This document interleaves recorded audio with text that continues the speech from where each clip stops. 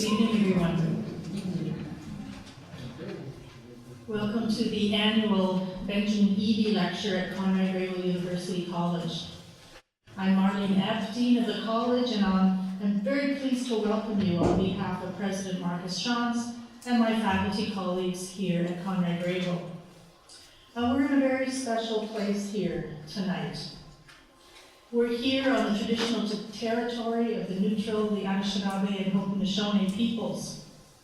Conrad Grebel University College and the University of Waterloo are situated on the Haldimand Tract, which was land on 10 kilometers on either side of the Grand River from one end to the other that was promised in treaty to the Six Nations.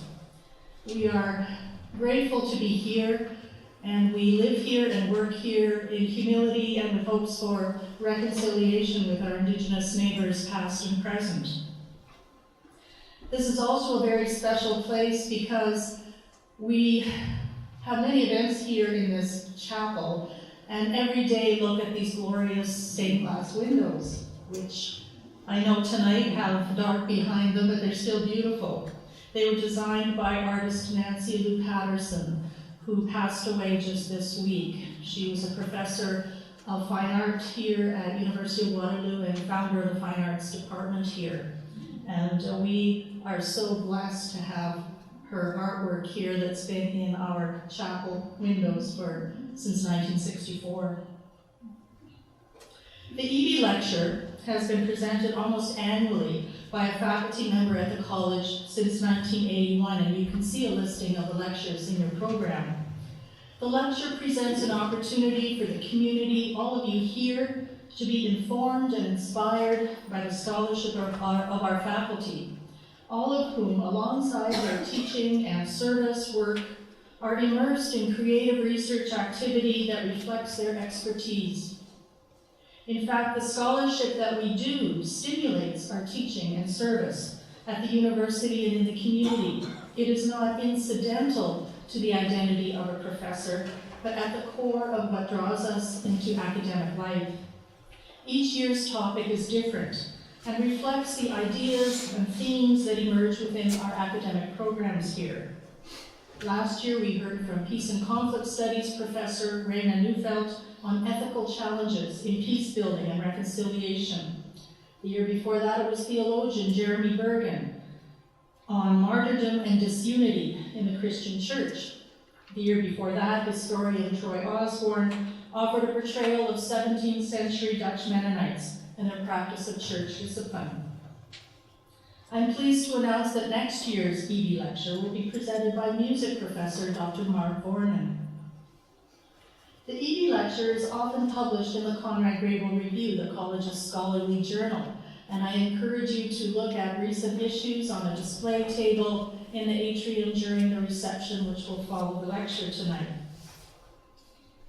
The lecture series is named after Benjamin Eby, teacher, preacher, bishop, farmer, and author, who was among the first Mennonites from Pennsylvania to settle in what is today Waterloo region. Eby arrived in 1807, and his legacy as an innovator in education and community building prompted the settlement, which is now called Kitchener, to be called Ebytown. In an entry in the Canadian Dictionary of Biography, Eby is described thus, and I'm quoting, "His biggest contribution was in his own community, where he raised a large family," and I'm going to insert with some help, "promoted a diversified economy, established a broadly based religious worship, introduced elementary school education, and inaugurated a literary tradition which served many generations." It's in this tradition of education that we celebrate this lectureship. You can read more about Eby in your program, but I'd just like to note that this is not Benjamin Eby on the front of the program.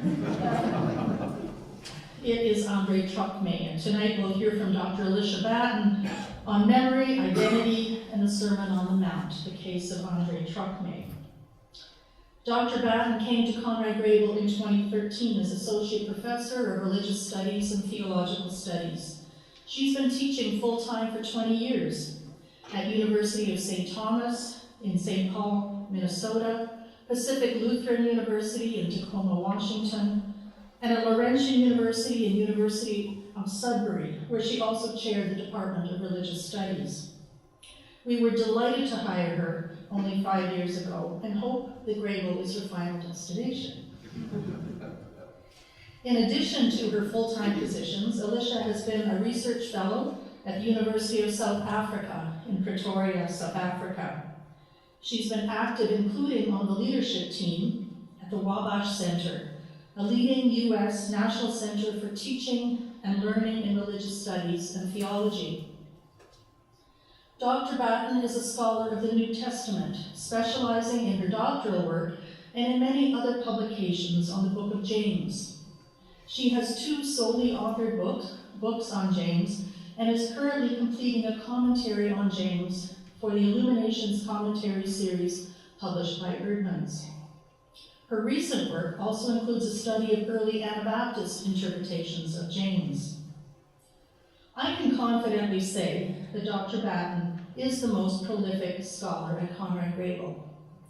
With an extensive list of peer-reviewed articles and book chapters, an impressive number of book reviews, in addition to her authored and co-edited book projects. Alicia's interests and expertise extend to the life of the early Christian church and the ancient Mediterranean social world with research on gender, social class, dress, and foodways. A few intriguing titles are Dirty Laundry in the Christ Cult, for an edited collection on dress and religion in Mediterranean antiquity, which is forthcoming, and Reading Mark through the lens of class. I encourage you to glance at her work, which will also be on display during the reception downstairs. Productive and excellent scholars are always called upon for service within their academic discipline, and so Alicia is frequently called upon to review books and article manuscripts, to endorse books, and to serve on editorial boards. She's an academic of the best kind, not self-serving in the least, passionate about her subject matter, and with constant curiosity that prompts her to pursue new research questions. Her accomplishments were recently recognized through her election to the International Society for New Testament Studies, a body which requires individuals to have produced a significant amount of quality and recognized scholarship to be elected as a member. Excellent scholarship isn't always accompanied by fine teaching, but in Alicia's case it is. In particular, she always introduces students to new ways of reading and interpreting the Bible, sometimes making them uncomfortable in doing so, but always to their betterment, I think. At Conrad Grebel, she teaches graduate courses in New Testament for our Master of Theological Studies program, as well as undergraduate courses in religious studies on such themes as dress and body in early Christianity, how to study religion, and artistic expression in religious life. Well, tonight's lecture actually takes us to a much more recent era than Alicia usually spends her time in. Please join me in welcoming Dr. Batten to present her lecture.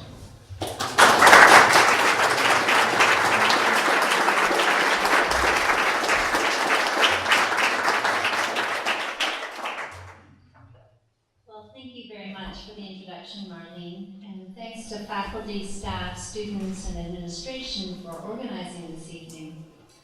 Thanks to my spouse, Carrie Rothwell, who came tonight, and my brother Andrew Batten, who trekked in from Toronto.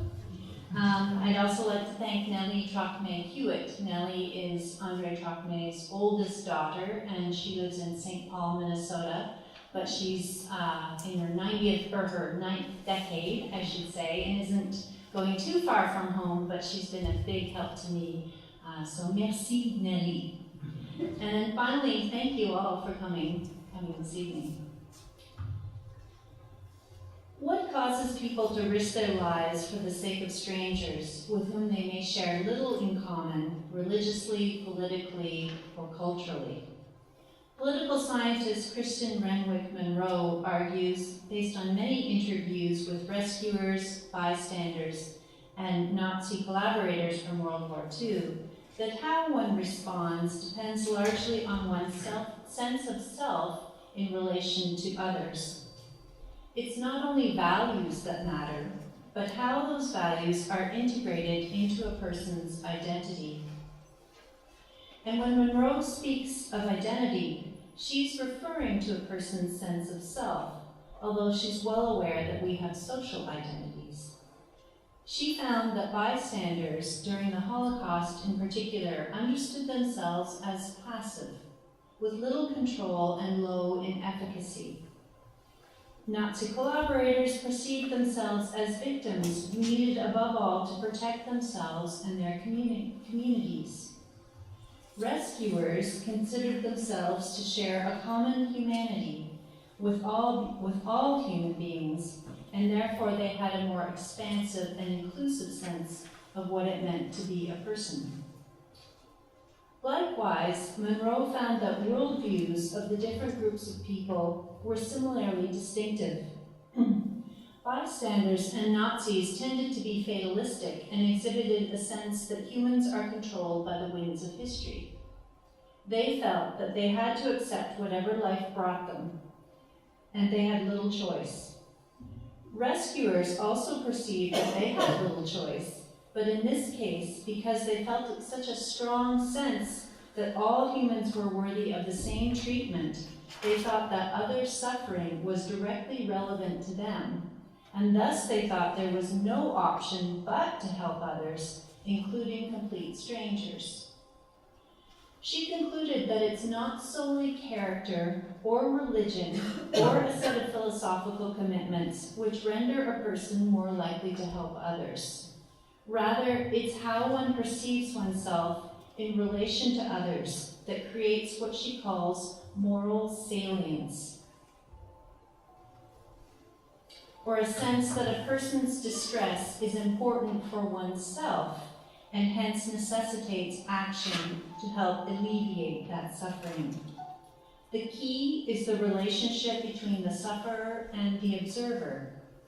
As she writes, once there is a bond, quote, another's suffering becomes relevant, much as the suffering of our children, spouse, or parents is experienced as directly relevant for most of us and requires us to take action to remedy the situation causing our loved ones pain.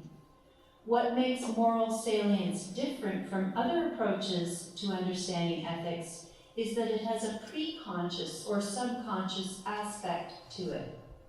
People who respond out of moral salience do not deliberate or reflect upon a set of moral principles before acting. They help others because they automatically feel that they must.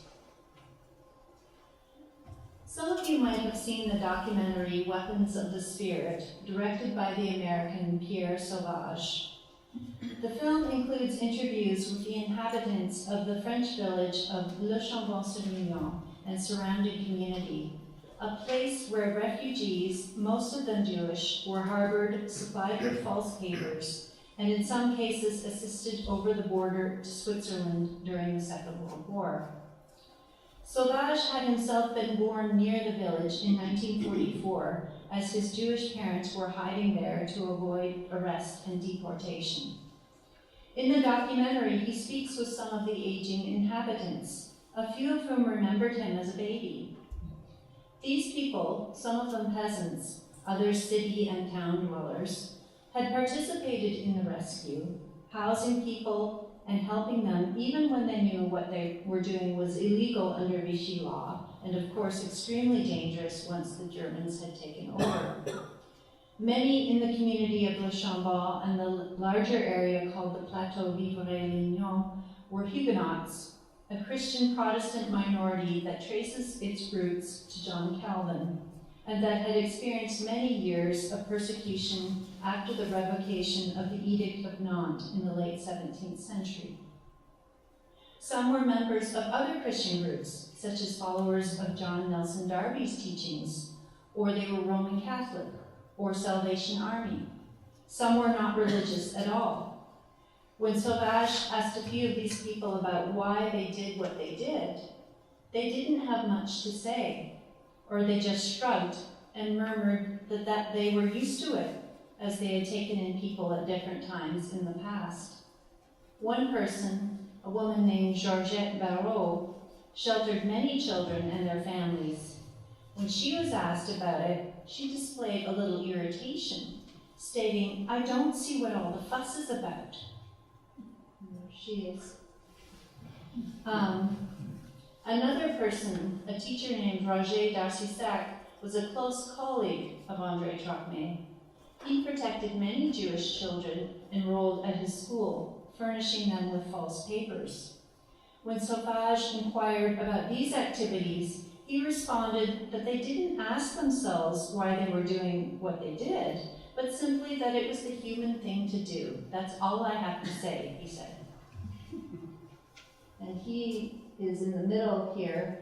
This is André Trocmé. This is Darcisac and Edouard Tice, who was Trocmé's co-pastor at the church. They were interned for about a month, but then they were released, and this is just after they were released, and that's why they look so happy. But watching the documentary, I wondered if some of these people might be good examples of moral salience. André Trocmé was one of the leaders in the Plateau Vivarais-Lignon before, during, and for some time after the Second World War. There were many others, including other Protestant pastors, members of the resistance, teachers, officials, storekeepers, housewives, peasants. All sorts of people were involved. Trocmé was a Huguenot and the pastor of the Temple.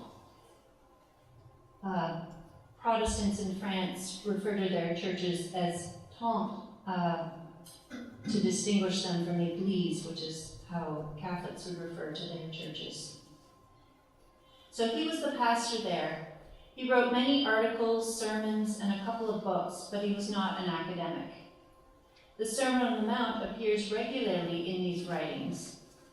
Tonight, I explore why the sermon stuck to Trocmé. We know that other Christian leaders interpreted the sermon in dramatically different ways than he did. Some figures during the war rewrote it to suit their own anti-Jewish ideology, as both Susanna Heschel and Doris Bergen have documented in their work. Others seemingly ignored it or justified their collaboration or bystander position in other ways. I posit that Trocmé reflected Monroe's notion of moral salience. The Sermon on the Mount, found in the Gospel of Matthew 5-7, emerges as central to his thought because it resonated so strongly with this identity. Before turning to aspects of Trocmé's biography, a few comments about memory and its relationship to identity. The late French philosopher Paul Ricoeur had been a prisoner of war in Germany, but upon release came to Le Chambon and for 3 years taught at Collège Sévenol, a school founded by Trocmé and Tice.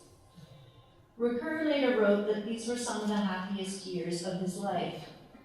He also addressed the question of memory, stating that memory forms half of our identity, our narrative identity, that is tangled up with the narratives of other people. Here, Ricoeur gets at the fact that although we have individual memories, our memories are also social. We remember things in the company of other people, whether it's family, associations, villages, or other types of community. And through this participation, we draw upon social memory as we reconstruct the past. We obtain access to memories that reach much further back than our own personal reminiscences. As sociologist Aviator Zerubbabel puts it, this social aspect of memory presupposes the ability to experience events that happen to groups and communities long before we joined them, as if they were part of our own past. Such memory also accounts for the sense of pride, pain, or shame we sometimes experience with regard to events that happen to groups and communities to which we belong long before we joined them. In addition, one can make a distinction between subjective and objective sources of memory. Written records, memorials, archives, rituals, material objects are all objective memories from a certain point of view, even though they are interpretations of history. Subjective memories are found in people who actively recall the past, and of course, those recollections are affected by feelings. Therefore, many interested in social memory try to understand how the individual and social dimensions of memory interact with one another, the multiple contexts in which memories are found and by which they're shaped. They examine both the autobiographical memories of people, but also the larger memories of groups, including memories of war, persecution, and exile, which extend far beyond particular individuals. Thinking about social memory, then, reminds us that narrative forms part of our identity. We also have an awareness of social memory, which contributes to a group's sense of unity and distinctiveness. If memory weren't important for identity, why do we argue about it, and why do we grieve if memory is lost? Remembering is also a process. The memories that a person or group recalls at a certain point in history might be different or shift in nature depending upon the situation, and memories become sharper in particular sets of circumstances. Memories can therefore inspire or constrain our actions in the present. This is not to say that memory is fully controlled by current exigencies, but that history and memory, past and present, are negotiated as we engage in the act of remembering.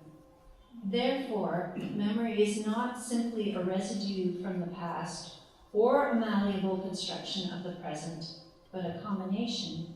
The Sermon on the Mount is an objective memory in that it has been written down, memorialized, and placed within a specific gospel narrative within the New Testament. Interpreters have understood it in a great range of ways through the centuries. It's a source of knowledge, especially for those who identify with the Christian tradition. As knowledge, the sermon provides a group with material for conscious reflection, which means that we must situate groups in relation to their own traditions, asking how they interpret them, and how they use them as a source of knowledge. How then is the sermon a source of knowledge for André Trocmé?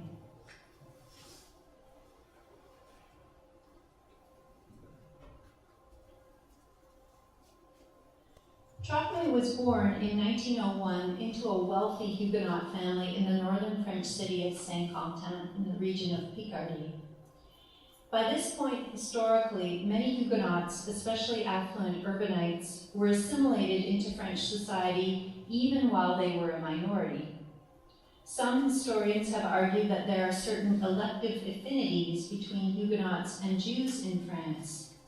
Both had a Babylon, which for Huguenots was Paris, recalling the St. Bartholomew Day massacre in 1572 during the Wars of Religion. Both groups identified a period called the Desert, which for Huguenots was after the revocation of the Edict of Nantes, and there are a variety of other comparisons that have been elaborated by the French historian Patrick Cabanel. In poorer rural areas such as the Plateau or further south in the Cevennes, the theme of resistance remained a stronger element of identity. In these places, Protestants would proudly recall the memory of Huguenots, such as Marie Durand, who was arrested for her activities after the revocation of the Edict of Nantes and imprisoned for 38 years in the Tower of Constance. She scratched "Résister" or "resist" on the walls of the tower. And the image of the tower would later feature on Bible reading schedule cards that Trocmé circulated in his parish in Le Chambon. So those are the cards that he would circulate in the parish, and this is the Tower of Constance. Most Huguenots were not pacifist, however, and demonstrated a fierce nationalism during World War I. In some regions during the Second World War, they exhibited strong support for the Vichy government under Philippe Pétain. Trocmé, however, was a pacifist. Several events in his early life appear to have contributed to his stance. For one, he witnessed the horrors of the First World War as Saint-Quentin was very close to the front, and he saw trainloads of bodies returning for the bloodbath, which was the Battle of the Somme. When the German army occupied the town, he witnessed the brutal treatment of Russian prisoners of war and was involved in a youth group that secretly brought the Russians food and spare cigarettes. But he also saw terribly maimed German soldiers in the street, for whom he had great sympathy.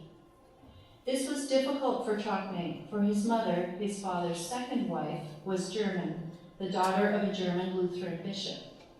She had died before the war in a car crash when Trocmé was 10, but he had learned German and had many German cousins and family members with whom the family had regularly visited. During World War I, therefore, this meant that Trocmé's older half-brothers from his father's first marriage, they were much older, would potentially have to fight his German cousins. This was perplexing to the young Trocmé. In 1917, the Trocmé family had to evacuate from Saint-Quentin to the rural Belgian countryside, where they experienced the magnanimity of indigent farmers who sheltered them. Here, Trocmé sensed what it might be like to be poor, and wrote of how he felt the throbbing, multiple, and laborious life of the blue-collar working class, and he felt like he was one of them. In 1925, when he studied for a year at Union Theological Seminary in New York City, he was most influenced by Harry Ward, a leader of the social gospel movement. It was in New York, as well, that he met the Italian social work student from Florence, Magda Grilli di Cortona, a young woman who did not believe in many traditional Christian teachings. Apparently, she would never take communion, but who was fully committed to working alongside the poor for the betterment of the world.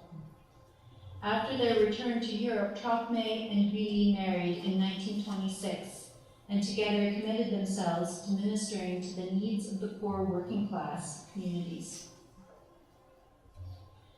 The idea that concern and care for others, as well as nonviolence, could not be separated from the proclamation of the gospel was to become a defining characteristic of Trocmé's theology. His partnership with his spouse Magda reinforced this orientation, as did some of his teachers and peers. Earlier, when he began his university studies in Paris, he was influenced by his professor, the Protestant Wilfred Monod, who emphasized the importance of peace and stressed the integration of Christian revival and social reform. As far as Monod was concerned, the Beatitudes were at the center of the Christian faith. They were Jesus' creed. Monod founded the Order of Watchers. These are Protestant anchorites or hermits who still exist in France and recite the Beatitudes on a daily basis. Known as a strong ecumenist, Monod is mostly remembered for his emphasis upon social Christianity, or Christianisme social, whereby he stressed the integration of spiritual and social care. This emphasis resonated with Trocmé's concerns, for it blended his intense personal piety with social justice. As a student, Trocmé had joined a group called Groupe du Nord, which consisted of theology students committed to social Christianity, their hero being the Protestant pastor Henri Nick, who had been ministering in poor areas of northern France since the late 1800s. Trocmé maintained his association with members of this group as a young pastor. While studying in Paris, he became involved with the international peace movement, especially the International Fellowship of Reconciliation, which was organized at the end of World War I. The French branch of the fellowship was founded in 1923 and welcomed people of all faiths, philosophies, and political affiliations. In his youth and young adult life, therefore, Trocmé was emerging as a minority voice, that is, he was pacifist and socialist, within a minority Christian tradition, Huguenot, in France. He was part of a long community of memory characterized by persecution and resistance, but he had also emerged within a specific social framework that included, of course, his family, but also very importantly, his teachers, colleagues, and friends who shared his commitments. Many of his close associates were not French, but came from international backgrounds. For example, the entire German wing of his family. Magda's background was Italian and Russian. I4, the International Fellowship of Reconciliation, was international. These factors are important for the consideration of how he interprets the Sermon on the Mount, or what he referred to in a 1927 homily as the most beautiful portrait of Jesus that exists because it was painted by himself.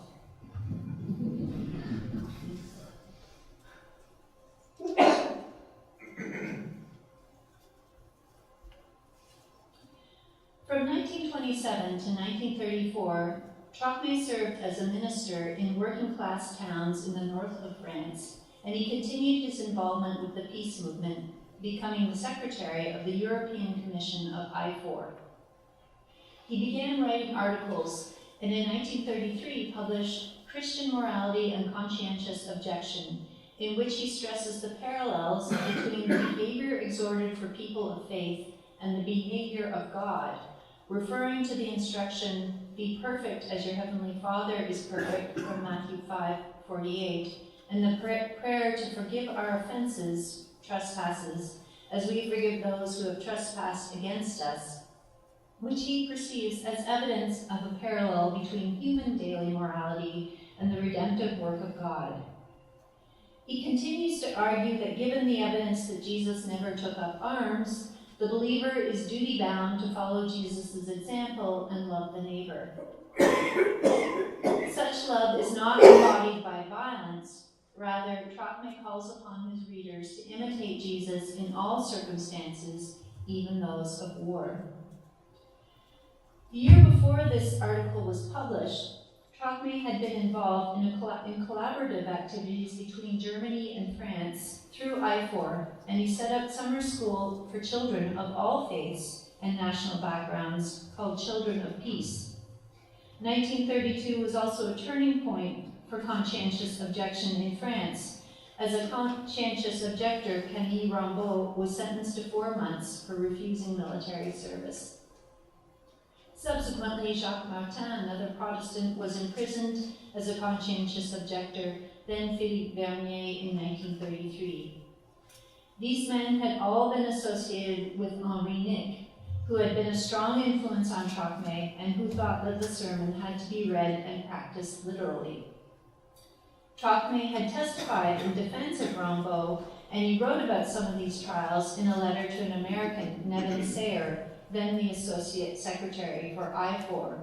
He would go on to found the Episcopal Peace Fellowship.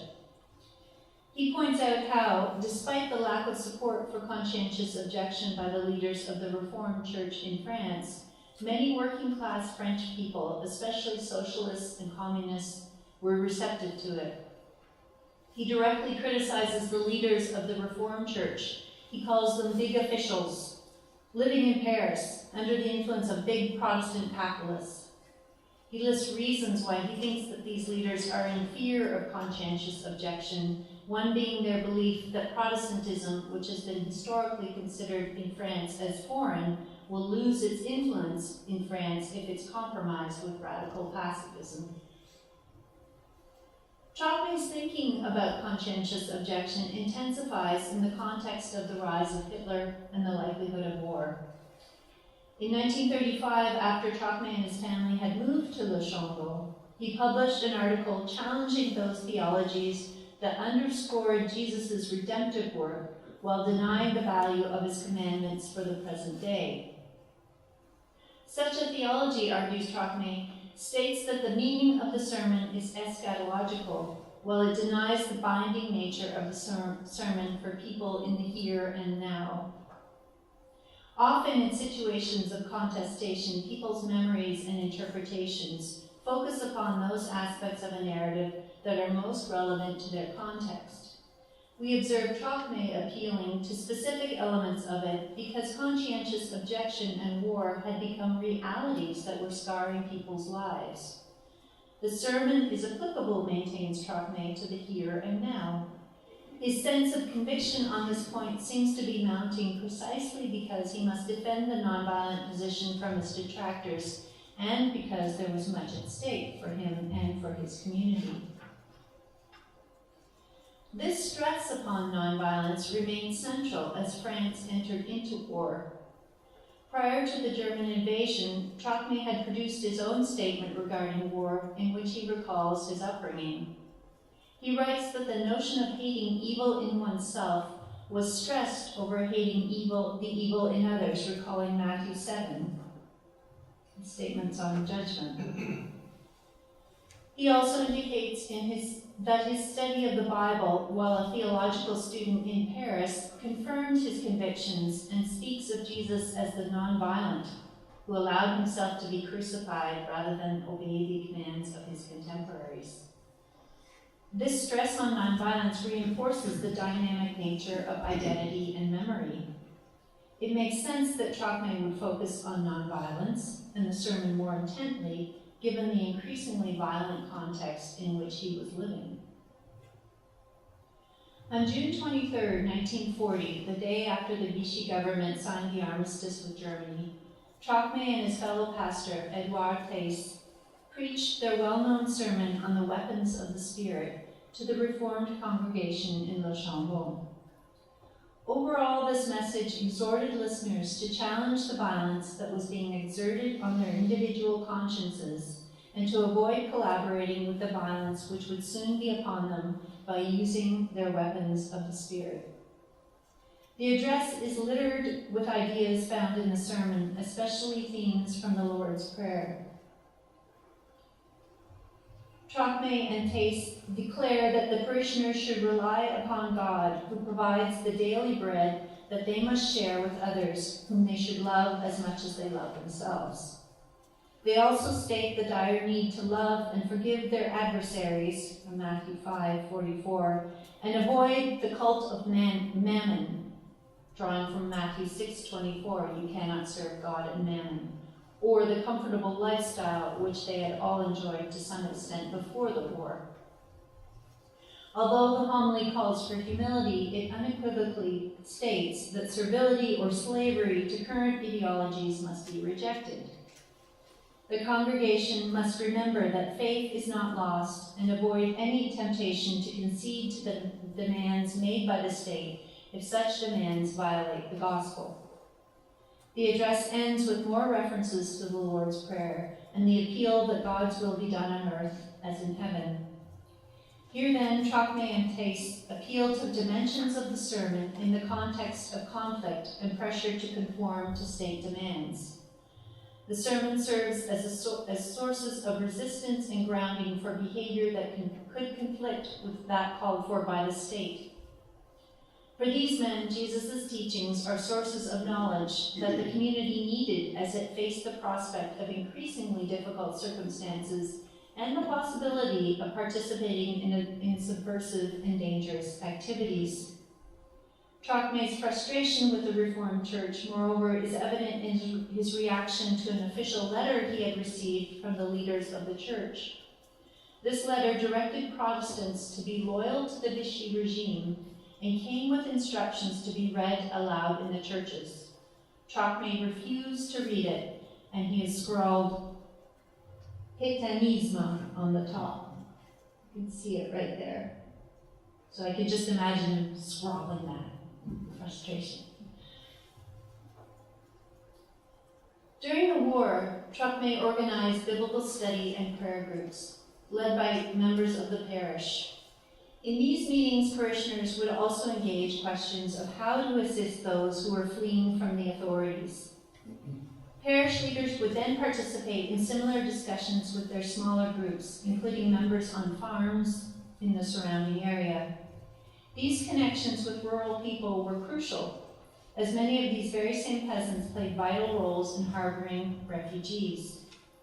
Trocmé's notes from these sessions lay out a series of questions that the participants, both in the rural and those in town, had to discuss with regard to each biblical text, beginning with Matthew 5. Regarding the salt of the earth and the light of the world, for example, he asks how these teachings articulate the Christian mission in the world. He considers Matthew 7:6, do not give what is holy to dogs, and do not throw your pearls before swine, or they'll trample them underfoot and turn and maul you. He thinks about that under the topic of prudence, an appropriate topic given the risks that the members of these groups were taking. He encourages his parishioners to think strategically and to see that such prudent strategic thinking is right there in the gospel. André and Magda Trocmé remained in Le Chambon until after the war, but Trocmé became the secretary of I4 in 1946, eventually leaving Le Chambon and establishing a House of Reconciliation in Versailles in 1950.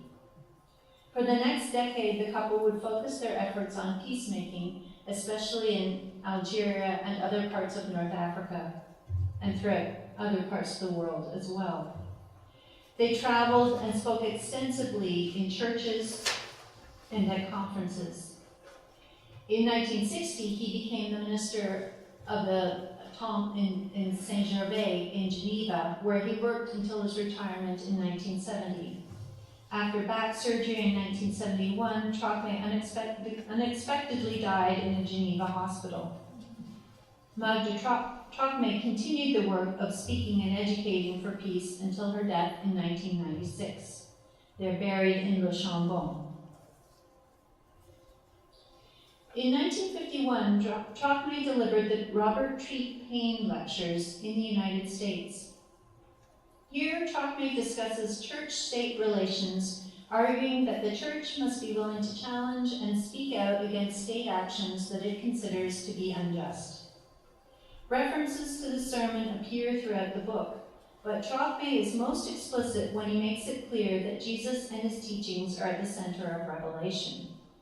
He states, and I'm quoting, "It's a mistake to wonder if the Sermon on the Mount preached by Jesus is Pauline enough. It's rather St. Paul who must be passed through the sieve of the Sermon on the Mount, and we must ask ourselves if his teaching is Christian enough." Later in the lectures, he affirms the applicability of the sermon to earth and stresses that the church must be the light of the world and must continually bear witness to the state. It must surpass the state in justice in order that the state will know repentance. This notion that the church should function as a kind of conscience emerges often in Trocmé's writings. In a pamphlet published in 1948, he writes of the church as a witness to the peace of God. The church must be willing to oppose the state and never compromise in its obedience to God. This is in fact what church as salt of the earth and light of the world means. And Trocmé writes admiringly of small groups of Christians, nonconformists such as Quakers and Huguenots and others, who listen to their conscience and maintain obedience.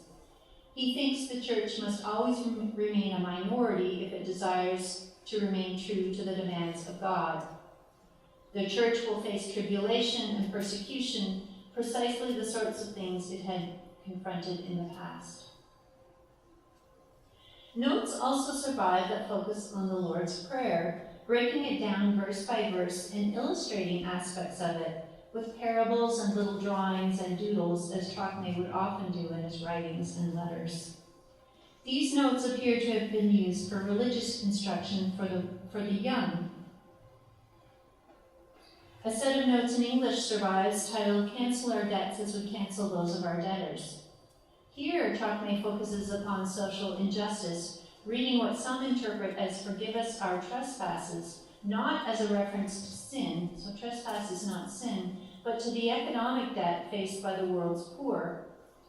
Trocmé engages what would become a significant theme for him, Jesus' proclamation of the Jubilee, or the year of the Lord's favor, from Luke 4, which in turn goes back to Leviticus and Isaiah. He concludes by stating that God proclaims the necessity of a jubilee, and God is counting more upon people who are ready to share their existence with the needy of this world than on the rich who only share their surplus.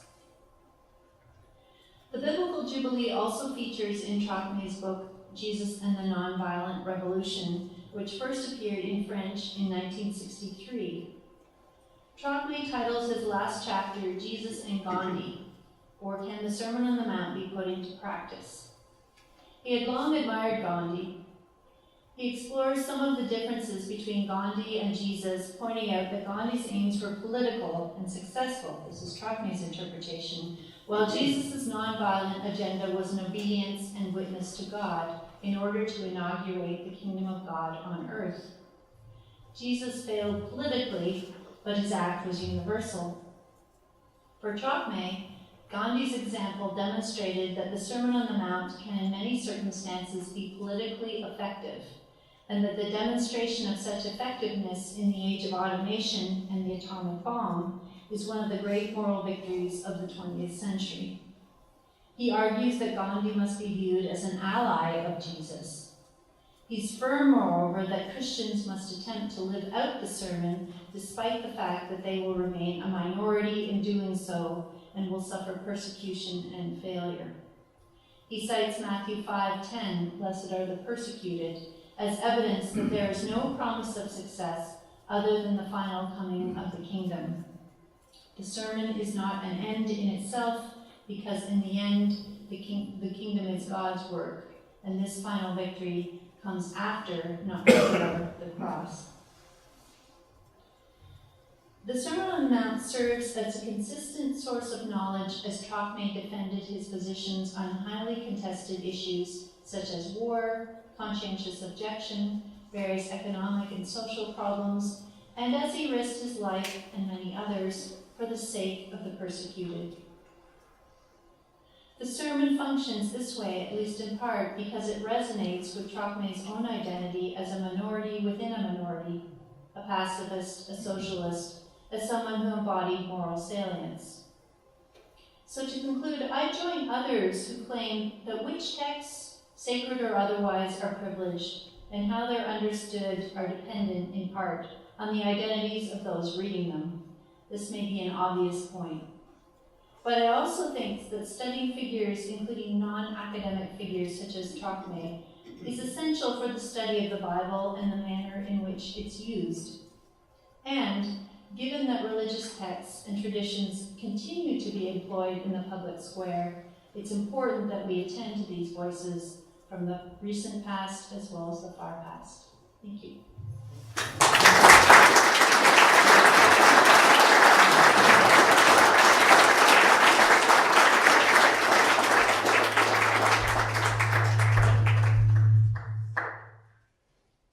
Thank you, Alicia. That was fascinating. I, for one, could have listened to a lot more about André Trocmé, so I'm drawn to read and talk to you more about him. We'll have time for questions now, and I'm just going to start by asking you what drew you to do this research and thinking about André Trocmé. I think it was the film Weapons of the Spirit by Pierre Sauvage. I saw that a long time ago, and I was just so taken by his interviews with the inhabitants of Le Chambon. And I've also had an ongoing question about just how does the Bible have an effect on people. So I was drawn to this community and drawn to questions of how the Bible figured in the life of this community. But it was that documentary. But then I did meet Nellie, Trocmé's daughter, who then gave me references for other people to meet. So once you start getting into something, it's hard to stop. Questions or responses from the audience?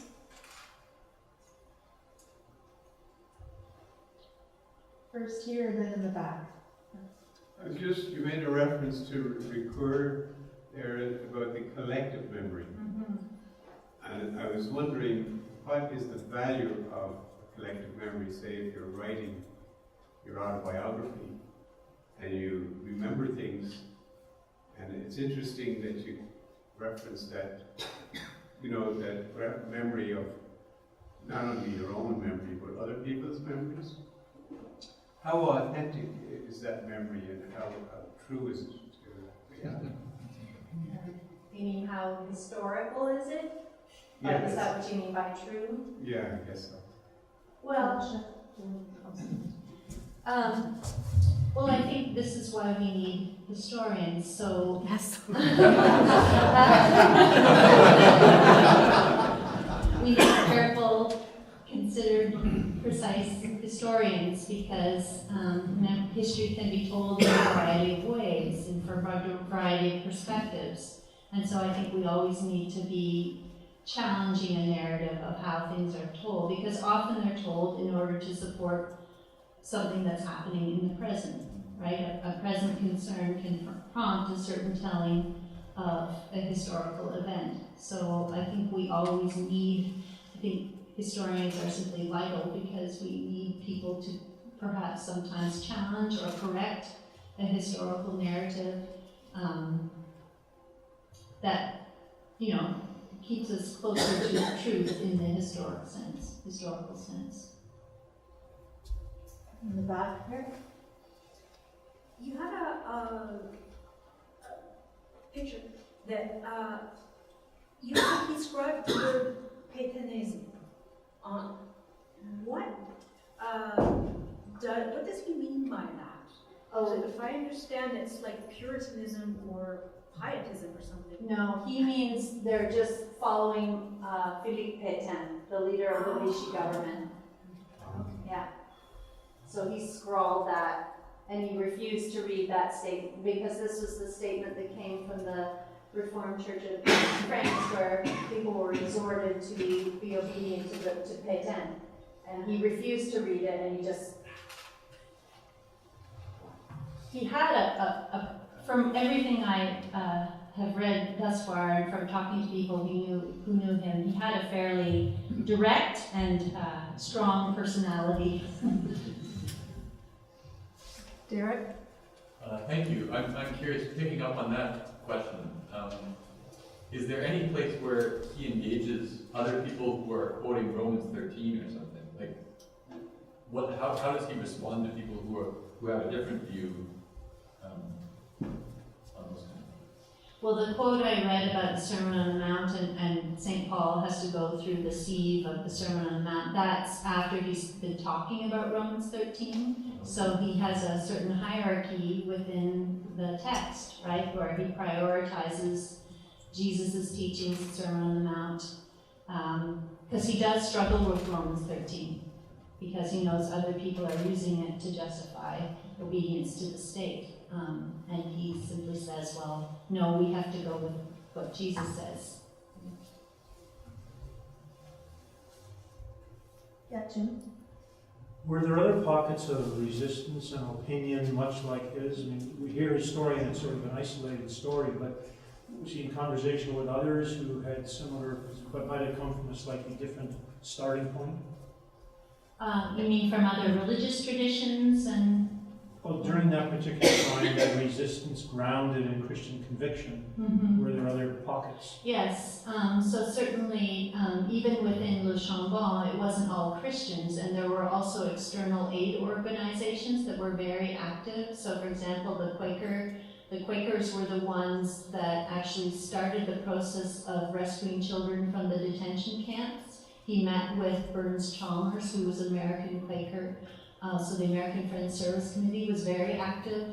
There was another group called La Synade, which was founded by women around the turn of the century, around Strasbourg, Protestant women mostly, who worked with rescuing people.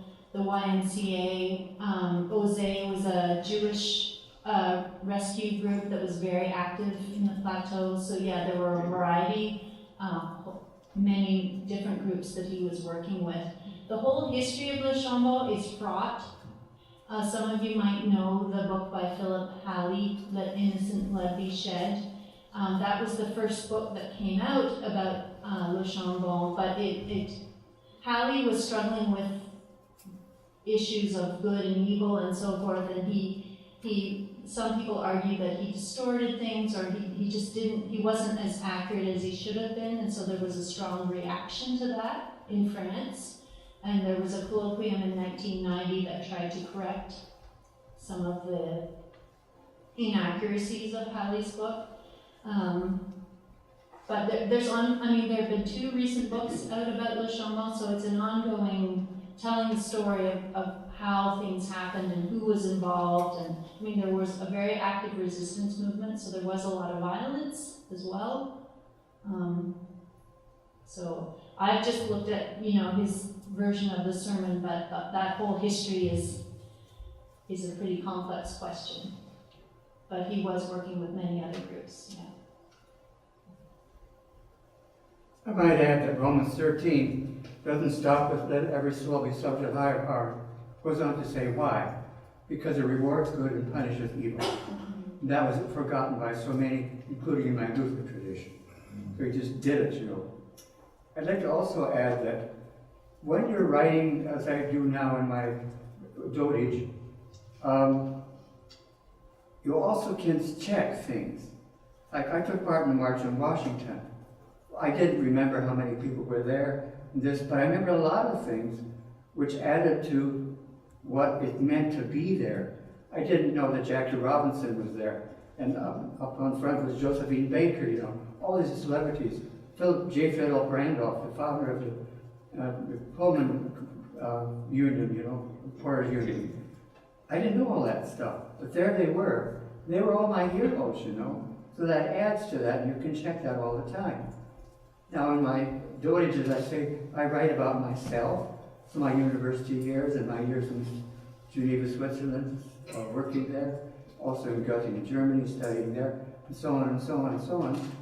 Interesting thing is, I see these things in my mind, and I re-experience them. Right now I've been finishing writing about my mother, my father, and so on, and eventually more about myself. But it's just interesting to me that I see these pictures, and I can write from the pictures, rightly or wrongly. But they are what matters to me, I think, and that's important for my offspring. Thanks, Harold. Can you say anything about how Nellie is the daughter? What are her memories? Or how does she remember this? Well, I think in some ways... Did she watch it? No, not, this is a live stream, no, we're recording it. Yeah, I mean, we'd have to ask her. But in some ways, she talks about how much she loved growing up in Le Chambon. And it was she remembers the, where they lived as being a very active, busy place with all kinds of people coming and going. She didn't know who they were. She remembers her parents arguing all the time.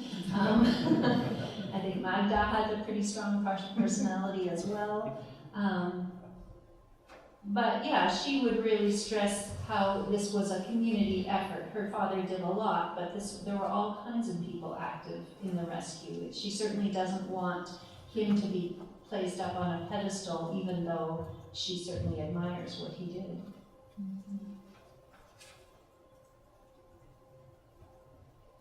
Louis. I'm curious how you and Nellie connected. People from quite different backgrounds end up when a spark happens. Can you talk a bit more about how you got to know her? I think I sent her an email. How did you know she was in St. Paul? Someone at the university said that she was. I think she had visited a class, and then I sent her an email and told her what I was working on, and she was very eager to correspond and has been very generous in sending me bibliography, but also giving me, we did go to Le Chambon, and she gave me names of people to connect with there, and that was very, very helpful, including local historians who one fellow went to Collège Savenol, which is the college that Trocmé and Tice started. He was a product of that education, as well as another woman who was a local historian who had lots of interesting pieces of information to share. So yeah, it was through email, and then she was always happy to meet with me if ever I went back to St. Paul. Lori? Alicia, as you were talking, I was thinking about Weapons of the Spirit and how it's a very gentle film, but it's also very emotional and very affecting. And I'm just wondering how that compared or contrasted to how André Trocmé talked about these ideas and his story. Did he try to make kind of an emotional appeal, or was he more kind of trying to meet people on a theological, intellectual level? And I'm just wondering how he told his story. He does have, all of his papers are at Swarthmore College in the Peace Collection, and he does have an autobiography that's not published. I think they have to wait for a certain date before it can be published. He's more matter of fact in his own voice. He does not, I don't think the emotion that comes through in that film, it doesn't come across to me in reading his writings. He's fairly harsh sometimes, harsh sounding in his writings. He did write, though, a whole series of children's stories that he would tell every year. They'd always set up a giant Christmas tree in the church, and he would tell these children's stories. And I have seen photographs of him telling stories to children, and the children are just doubled over in laughter. So clearly he had a fairly charismatic personality, at least when he worked with children. But he had a lot of conflicts with people. Even after the war, after the Germans had to leave Le Chambon, there was for a brief period some German prisoners of war who stayed in a chateau, and after church on Sunday he would go there and preach to them and minister to them, and his own community did not appreciate that. So he got into a lot of trouble with some of his own parishioners. He did have a lot of conflicts with people. So at one point you were talking about how he justified his pacifism by saying that Jesus didn't take up arms. Is that correct? Mm-hmm. So how does that square with like the money changers, flipping tables and making whips and driving up the money changer stuff? Well, he might say that Jesus could get angry, and Jesus could speak out strongly against things he opposed, but it wasn't necessarily violent. I don't know if I've come across him talking specifically about that scene, but I think he would argue that it doesn't mean you can't be outraged.